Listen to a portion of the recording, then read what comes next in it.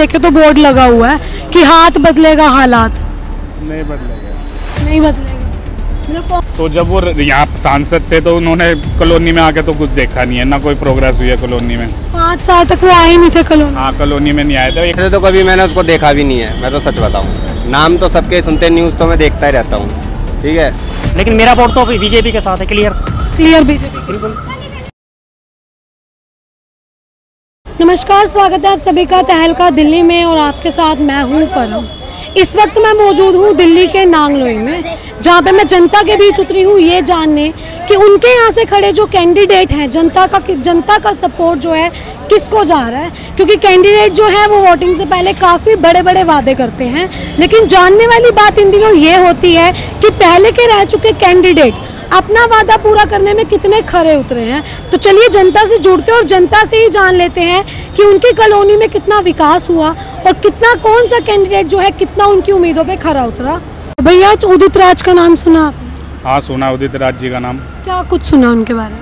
Madam, पहले वो हमारे आगे पूर्व सांसद रह चुके हैं। उनके बाद बीजेपी से किनको मिली थी टिकट? हंसराज जी को। तो जब वो यहाँ सांसद थे तो उन्होंने कॉलोनी में आके तो कुछ देखा नहीं है, ना कोई प्रोग्रेस हुई है कॉलोनी में। 5 साल तक वो आए नहीं थे कॉलोनी। हाँ, कॉलोनी में नहीं आए थे। एक आध मीटिंग हुई थी तो रचोया जी ने बुलाया था उन्हें, बाकी उसके अलावा तो नहीं आया। जब इलेक्शंस आए थे तो वोट मांगने के लिए आए थे, चेहरा तो दिखाया होगा कि मैं उदित राज हूँ। हाँ, आए थे। तो क्या कुछ वादे जनता से किए थे उस समय? ये तो मेरे को याद नहीं है कि क्या वादे किए थे, लेकिन ऐसे कोई पर्सनली जैसे हम बात कर रहे हैं ऐसे कोई बात नहीं हुई थी। ऐसे जनता से कभी उनका इंटरेक्शन हुआ ही नहीं? ऐसे कुछ नहीं हुआ था। बाकी गाड़ियों में तो रैलियां वगैरह लिखाड़ी थी उन्होंने। अच्छा। तो जब वो जीते थे उससे पहले की अगर कॉलोनी देखें और उनके जीतने के बाद की देखें तो कोई विकास हुआ है यहाँ पे? ठीक ठाक है, विकास है, चल ही रहा है ठीक ठाक। कोई ऐसी वो नहीं है कि खास उन्होंने कुछ किया है, तो ऐसा कुछ भी नहीं है। आपको पता होगा उस समय उन्हें बीजेपी ने टिकट दी थी, फिर उन्होंने बीजेपी छोड़ दी, अब वो कांग्रेस में चले गए। तो कहीं ना कहीं उनपे आरोप भी लग रहे हैं कि वो दल बदलू नेता हैं। आपको लगता है ये जो जनता उन पे आरोप लगा रही है ये सही है? ठीक है मैडम, अगर बीजेपी ने उनको टिकट नहीं दी तो कांग्रेस में कहीं ना कहीं तो उन्हें अपना भाई करना है कुछ ना कुछ। तो टिकट ना देने की वजह सर क्या होती है कि काम नहीं किया होगा क्षेत्र में? मैडम पिछले साल जो मतलब ये पिछले चुनाव गए थे, इनमें नए चेहरों को टिकट दी थी, कहीं पुराने कोई कैंडिडेट नहीं थे। सिर्फ साउथ दिल्ली से थे रमेश विदुड़ी जी, उन्हीं को ही मिले थे पुराने चेहरों को टिकट। तो उदित राज ने अपने कार्यकाल में कोई काम नहीं किया था? कोई काम नहीं किया। सर आप जानते हो उदित राज को? नहीं, नाम ही नहीं सुना। अभी 2024 के इलेक्शन है।